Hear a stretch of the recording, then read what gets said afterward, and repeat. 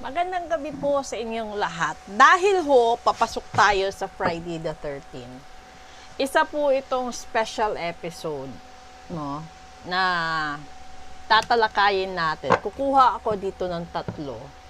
At general reading ito, i-discuss ko yung sa pera, sa kalusugan, sa relasyon, no, sa pagsasama. Ito yon, kukuha muna tayo dito ng 3.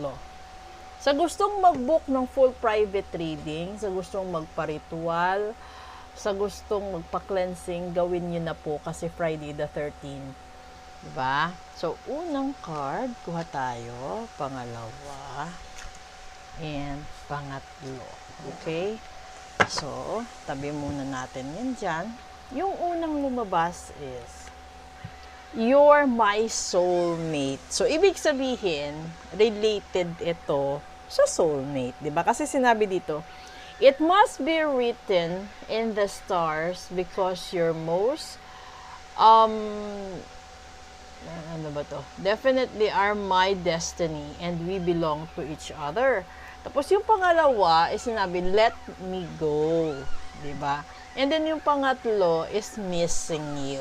Ngayon, dito tayo. Napansin niyo magkakulay sila. 'Di ba? Una nating pag-usapan is yung relasyon mo sa pamilya, sa katrabaho, sa kaibigan, sa kaklase.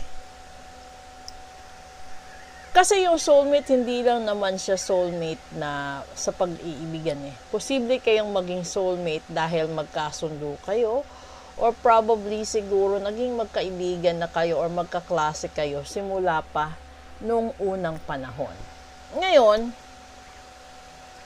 alam naman natin na hindi lahat ng magkakaibigan ay magkasama habang buhay.